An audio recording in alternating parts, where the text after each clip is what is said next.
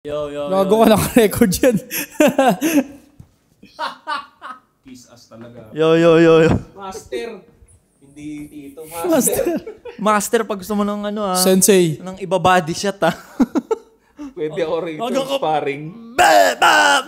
Yeah, ako, kung alimbawa magiging ko si Pacquiao, parang father-in-law, kasama ako sa training kahit di ko kaya. Darating ang panahon na makakaya ko. Alam mo. Pare, kiss us talaga ako dun. Kasi alam ko kahit sabihin natin walang laban yan, nag-training pa sundot-sundot yan kasi hinanap-hanap niyan. Sure, nagpapamasahe yun, di ba? Pag nagpamasahe yun, dahil pera nun. Malulusoplos talaga gusto niya ito. Hindi, masahe nun. Siyempre, masahe nun may kasama ng Cairo. Ito, dahil pera nun eh. Cairo lang ba talaga? Oo. Lingam. Yun lang. Ayun lang. Alola Soplos. Welcome back sa #1 male podcast sa buong Southeast Asia, soon sa buong Pilipinas. Anti-support social club. Buong puta Southeast Asia, soon sa buong Pilipinas. Tanga! nauna sa Southeast Asia. Gulo na, Brad. Okay lang. Welcome back sa #1 male podcast sa buong Southeast Asia, soon sa buong mundo. Buong mundo. Tanga! Hanggang Israel, Syria, mapapatigil namin yung gera dahil sa lupit ng pinapaan. Doon tayo, sa gitna tayo nagpo-podcast habang tinutuloy yung mga missiles. Boom! Boom! That's crazy, dude. Joshon Point nga pala, pare. Joshon Point sa Facebook, TikTok, YouTube. Pinayflix. OnlyFans. May OnlyFans ka, di ba? Wala pa. Aluwa, meron na. Friends to everyone, enemies to none. Putang ina, nagka-tagline na talaga. Yeah, Soy daw, general ng mga Soy Army, kalaban ng mga tanga, friends ng anyone, stay cold. Tato. Ato Class S. Supremo ng mga lehitimong Class S na pangit. Sure na bad trip ka na sa akin nung nakaraan, hindi mo lang akong patandaan. Nakalimutan mo lang yan. Sure na bad trip ka na. Lumabas na ako sa feed mo. Gusto ko yung tagline na yun.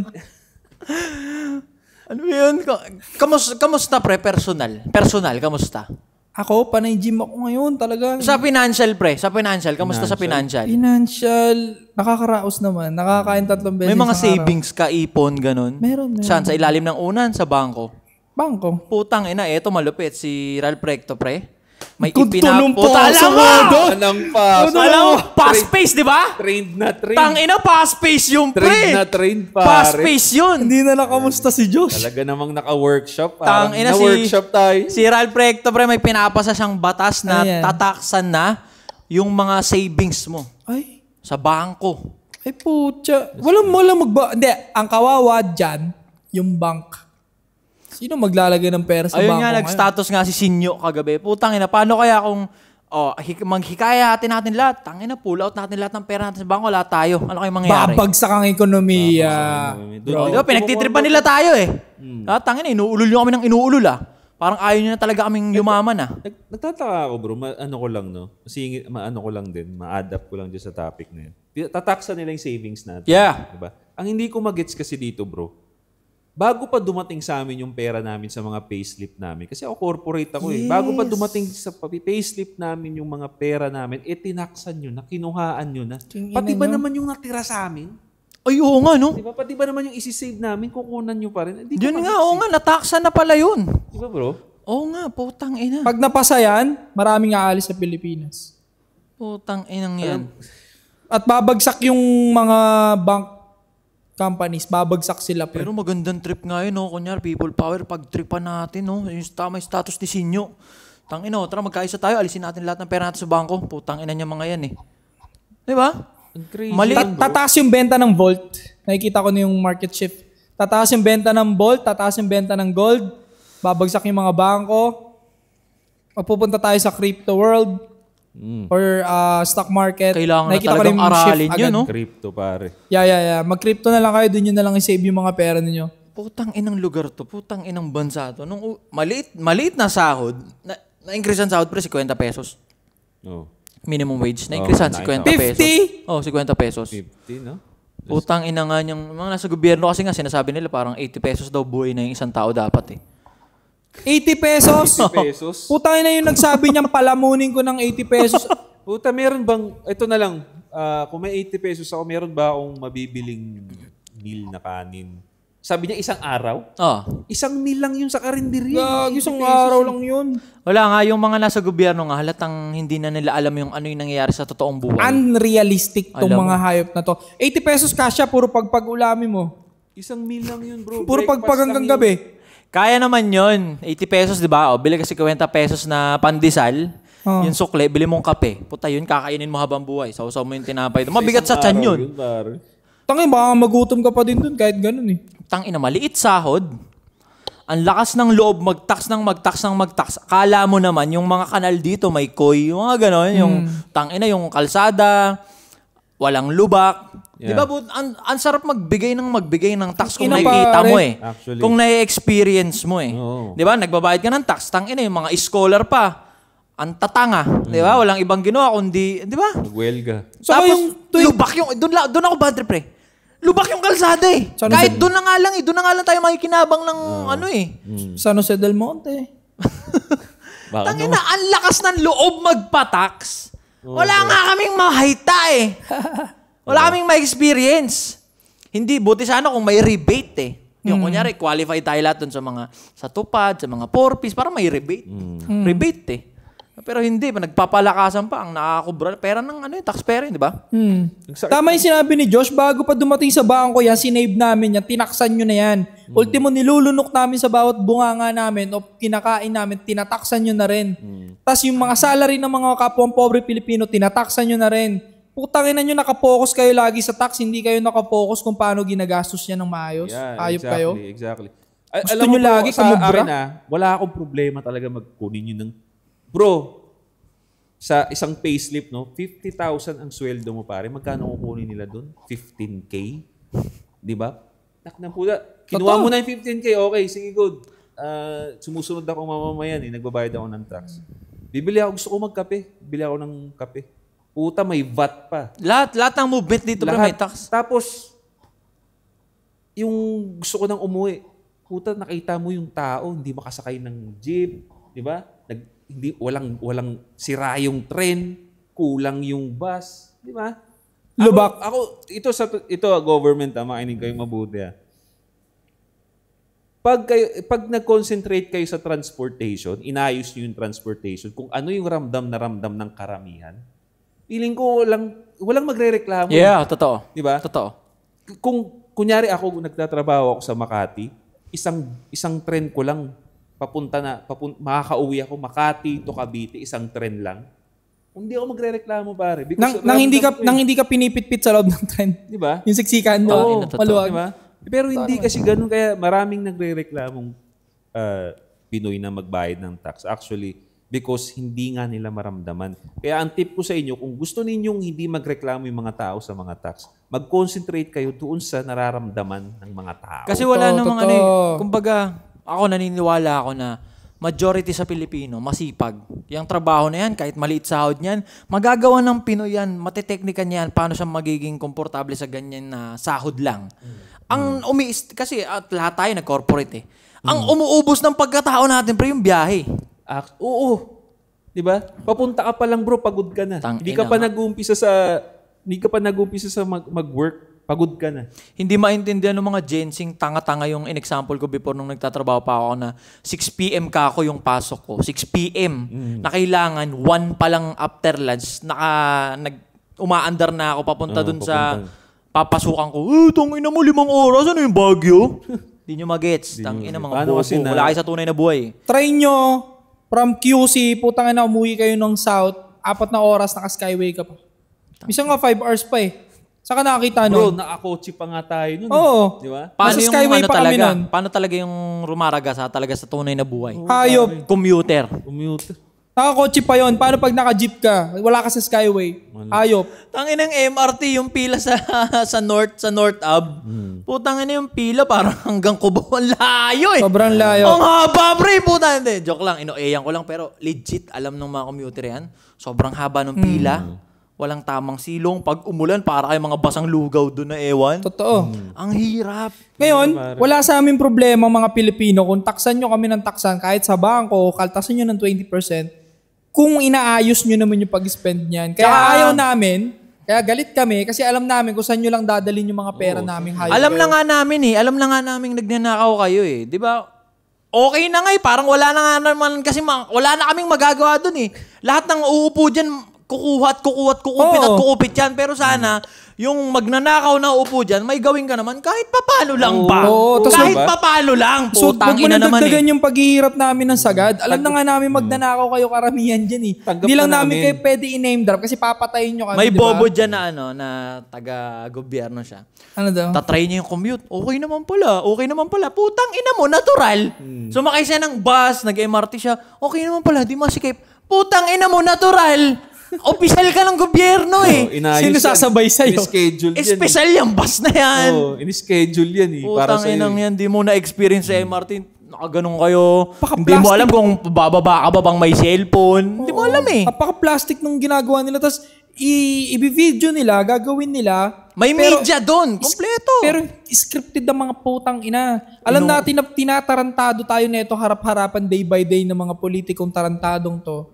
No? Hindi lang makapagsalita lahat ng Pilipino kasi pinapatay nyo. Pinapatay nyo kami. Kahit kami, alam ko, papatayin nyo kami kapag hindi nyo kami nagustuhan, mga hayop kayo. Pero kung dumating man yung time na yon, sana mga Pilipino, panoorin nyo tong video ko dahil yung mga hayop na magnanakaw na yan na mabubulok sa impyerno yung mga yan, tanda mo yan. So, di ba, pumayag na nga tayo, magnanakaw kayo, di ba? Sabihin na natin, pagka upo nyo dyan, meron kayong bagong Lamborghini na hindi nyo pinapakita, may bago kayong Land Cruiser. Totoo. Accepted na eh, pero bigyan nyo kami, bigyan nyo naman dito. Kahit pa paano, putangin na naman, yung mga pangkaraniwan na dyan, yung mga naghihirap mag-commute. Di ba? Wala saan ang problema, bro. Wala. Again, duties namin yan, responsibilidad namin magbayad ng tax. Pero ang nakakainis kasi, yung responsibilidad ninyo, hindi makita kasi. Totoo naman. Hindi makita. As in, kaya talagang ang daming nababad. Natawa ako dun sa joke ng isang stand-up comedian. Tang-inang gobyerno daw sa Pilipinas. Mas madali pa daw maghanap ng libreng tuli kaysa libreng pagkain. Diba? Diba? Parang every summer may mga libreng tuli. Tangina, pero libreng pagkain, pwede ka makulong. Diba ako niya, nagnakaw ka ng gutom na gutom ka na. Ayun, nagnakaw nga ng bigas nakaraan, diba? Diba? Putang inang gobyerno to. Pasok niyan sa tax kasi kung hindi naman sobrang nakakapila yung tax, makakabili naman yung mga yan. Putang ina, padami ng padami yung naiisip nila na kung ano man. Pero tax yun eh. Diba, tinatago lang sa gantong programa, gantong, pero tax yun. Pero yung sahod, yun at yun pa rin.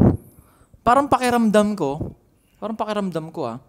bata sila ni Thanos eh. Parang inuubos nyo ba yung mga tao?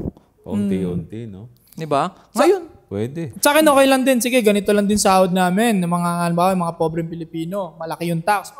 Walang problema. Basta maluwag din yung buhay. Tama si Josh. Basta yung kalsada, ayusin ninyo. Yung sinabi mo lubak, sabi ni Ato, tangina, fix nyo yung mga kalsada na hindi ang nangyayari ngayon, pre. Ayos na kalsada. Ito, alam na ng mga Pilipino. Ayos na kalsada, bubungkalin ninyo. Tapos ayusin nyo ulit. Ayos naman. Mga inayupa kayo. Ganyan kayo katarantado talaga dito sa Pilipinas. No? Gagawin nila. Tapos ilo-low class nila yung equipment para madaling masira ulit. Putang ina nga niyang mga yan. Diba? Lubak-lubak na nga. Diba?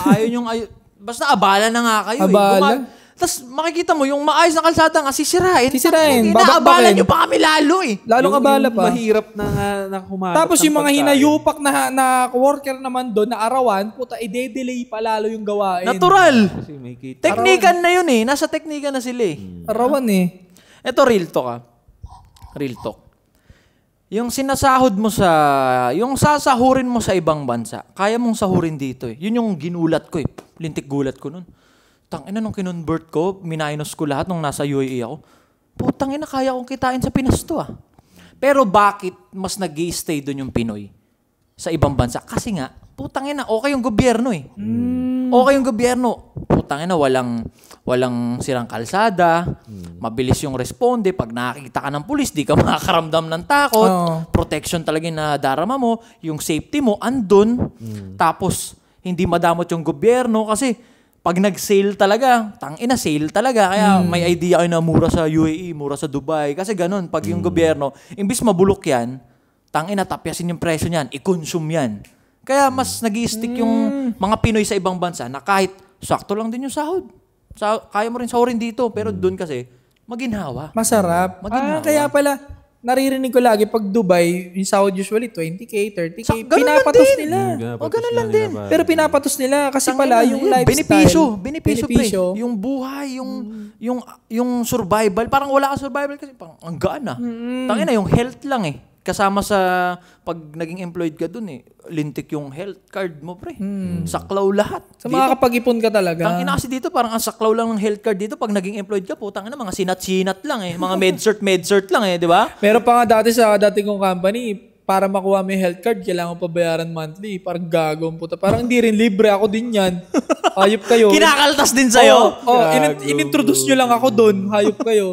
Pero doon sa pangalawang company ko, okay na yung health card. Pero mabalik tayo doon sa 20% sa bangko. Paano kung halimbawa nag-ipon ako ng ilang taon? Halimbawa lang naman to, meron akong 1.5 lang na milyon. 20% agad doon is like parang 300,000 pesos. Ang laking tapyas agad. Tsaka putang ina pre, yung 1.5 million na yun, hindi mo dinampot yun. Oh. Ilang years mo binuno yun. Hard-earned money bilang yun. normal na Pilipinong minimum wage earner. Anong mga nagawa mo para makapag-save ka ng ganun? Oh, alimbawa, ang sahod mo is 50K monthly. Akala ng mga pobreng Pilipino, malaki na to. Pero pag sa usapang middle class, 50K monthly, wala pang renta mo tsaka lang. Tsaka yung 50K na yan, putang ina, suntok sa buwan pa yan. Maraming kababayan natin Pilipino, namatay na lang. Di nga naka-experience ng 30 mil eh. Pinapangarap lang nila minsan yung 50K pre. Pero pag ito 50K, nasa palad nyo na, kaltas mo yung 10K tax na sinasabi ni Josh, pucha 40K na lang. 40K. Tapos ipunin mo yung 1.5 million, how? Tangina, yun lang eh. SSS, Pag-ibig, PhilHealth. Putang ina yung PhilHealth na nawalang pera. Sana. Wala na rin sa aparato, di ba? Putang ina, nawala na lang. Hindi nga na-imbestigahan yun. Asan na yung putang inang yun? Hindi na-imbestigahan yun. Tangina, 2 years din ako naghulog dun ah. Ilang taong kang dekada maghuhulog sa PhilHealth, tapos pag na-hospital ka, kakaltas lang nila doon 6,000, 5,000. Tsaka di ka priority. Walang kwenta. Di ka priority sa mga hospital, pre, na public o PhilHealth lang yan. Putang inan yan.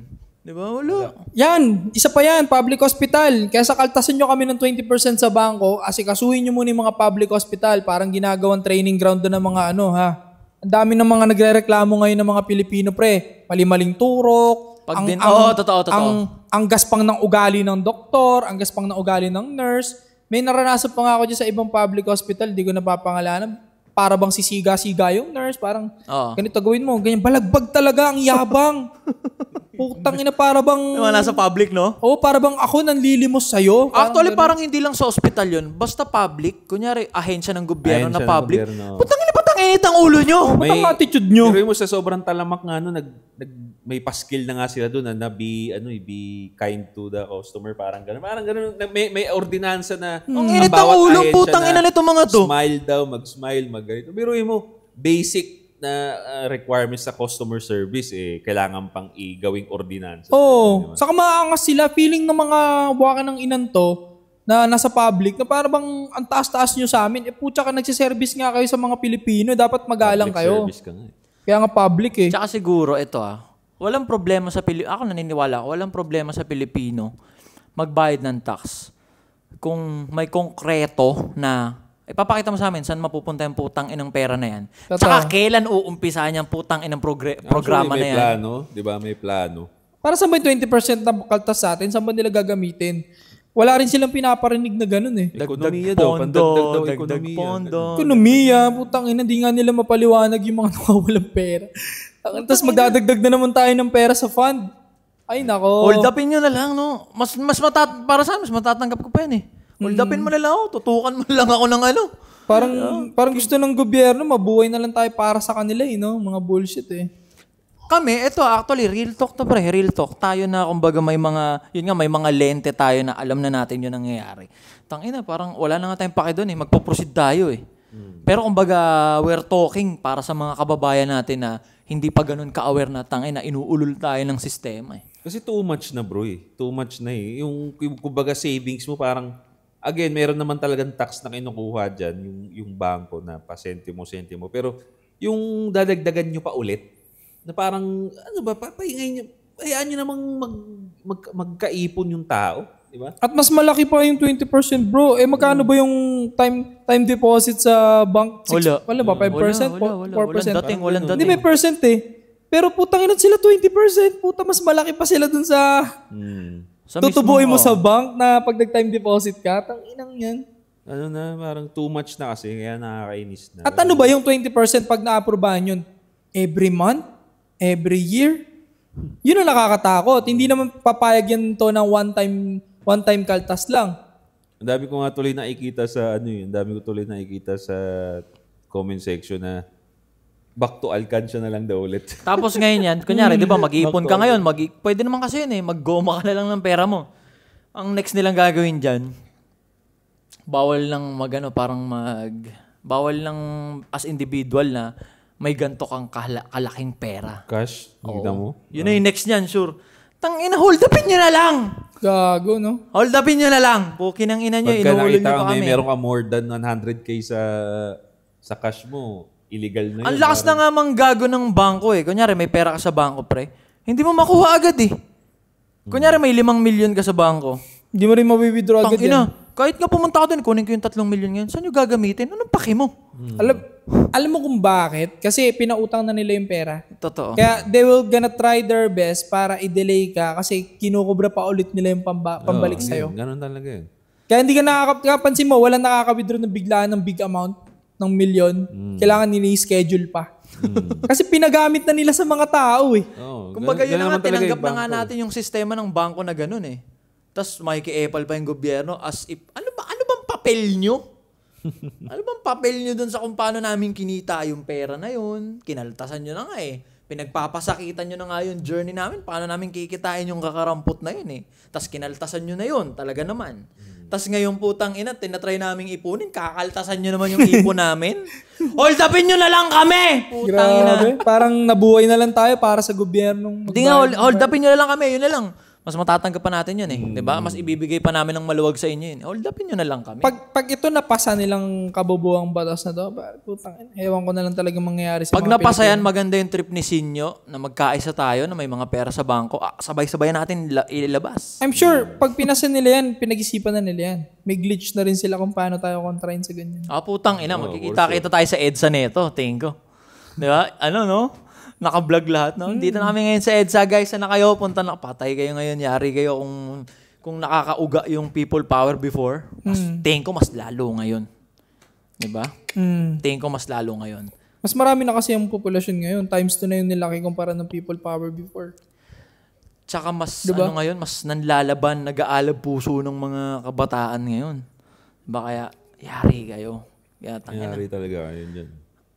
Hindi nga. Yun na lang. Saan nyo gagamitin? Sige nga. Sabihin nyo saan nyo gagamitin? Saan? Saan nyo gagamitin? Yung mga ikakaltas na yan, yung mga tax na yan, saan nyo gagamitin? Saan? Pambili ng sports car. Saan? Pambiling Corvette. Kasi mga putang inang yan, mga nakaupo dyan sa gobyerno na yan, tinanggap na nga namin, nililok na nga namin yun. Sarap ng buhay ng putang inan to. Tsaka pambayad sa doon pa lang masyadong fishy na yun. Again, sobrang obvious na talaga na bro mo, normal lang yung buhay bago tumakbo tapos nung nanalo, inang gumanda yung bahay, nagkaroon ng iba't ibang kotse. Di ba sobrang obvious na Hindi nga, tinanggap na nga natin, pre, na nagnanakaw sila Tama na yon. Tama na yung ganun. Saktong nakaw lang. So, para sa akin, ang take ko lang talaga dito, pinakatoldo ko talaga dito, explain nila kung saan nila gagamitin 20%. Kung wala namang matinong sasabihin, tangina, wag na nila ipasa yan. Kasi, dagdag pahirap yan. Tayo mga Pilipino, hindi pa ba tayo natuto? Imbes na tayo tinatarantado ng mga ganyang klaseng mindset, So, yun lang para sa akin. Kaya ba? Tsaka bakit kayo yung nagde-decide para sa amin, para sa tao? O may naisip sila. Kasi sure may isa lang na ogag na nakaisip niyan. Tapos nagkasundo sila. Oo nga, okay yun, di ba? O ngayon, ilalatag nyo sa amin. Pag hindi namin natripan bilang community, bilang constituents democracy, di ba? Tangina, bakit yung gagawin? Huwag nyo ituloy. Ayaw nga namin Dapat may botohan kung itutuloy o hindi Pero yun, ang sa akin lang bro, ang pinaka, ko lang dyan is, sige, kung itutuloy nyo yan, wala namang magawa yung mamamayan na pigilan yan, dapat ora mismo, meron kayong project na transportation para sa akin. Uumpisahan na, hindi pwede sa 2028. Uumpisahan kasi pagpaplanuhan pa. Ulul! Kumbaga alam nyo ng bad trip yung mga Pinoy. Alam nyo nang may na bad trip sa inyo. Ang pinaka logical way or rational way, pag merong nababad trip sa'yo, sumipsip ka. Di ba? Yeah. Or palakip butas. O sige, tinaksa natin Pinoy. Maglabas ka ng project. Bilisan yung labas kayo project. Sasabihin Ano ba naman yung ganun lang? Ano yun nila yan, pre? Hindi, nakalaan talaga to, napagplanuhan na talaga ng mga expert na para to sa project sa 2029. Putang ina, sa 2029 pa pala. Sa 2028 na kayo maningil ng ambagan. Ganun. Diba? Tangina, parang nyo kaming inuulol yan eh. Ganun na lang, ganun. May bibiling kayo ngayon. Gusto nyo mag-ambagan tayo ngayon, tapos sa 2029 pa bibilin. Tsaka ano bang mapapala namin dun? Bilang constituent nyo. Sige, ganito lang, kahit pampalubag-loob eh. Sige, basta mag-ano na kayo ngayon, payagan nyo na yung tax na yan ngayon, tapos gagawin namin aircon lahat ng court. Mga ganun ba? Pwede. Basta may agarang may agarang kayong pambulag sa amin. Alam mo naman yung mga Pinoy, madali, lang tayo. Pamapayag na nga tayo, magpapakatangan, tatangahin nyo na nga kami, oo na kami. Pero tangina, bigyan nyo naman kami kahit konting pampalubag-loob Basta ba? puta, tutol ako dyan. At sa mga Pilipinong mga mapapanood ito, pag-isipan ninyo mabuti, wag din kayo pumayag, lalo na kung alam nyo lugi tayo, dahil magsasuffer yung mga anak natin at pamilya natin in the future, kawawa sila. At hindi ko may babalik ang kulay rosas. Nak, para sa'yo to, Nak. Para sa'yo itong ginawa ko, Nak. Tangina mo, bayad ka lang eh. Fuck you. Ganun po sa anak, Nak, para sa'yo itong ginawa ko. At hindi ko... Parang hindi ka masaya 50K ka every quinzena. Gago. Anyway. Cut na yun. Tagalog yun. Click the notification bell. Ring. Gusto yun ang pangalawang tuli sa buhay, pare. Don't forget to subscribe. Comment down below ano mga komento ninyo. Agree ba kayo sa tax na yon o hindi? Gusto namin marinig yung sabi ninyo. Mga mungkahi nyo. Nga pala, napanood nyo ba yung Uncle Red issue? Yung parang Bold yun ah. Uncle Red issue. Magandang sa susunod. At hindi ko may babalang ang kulay rosas.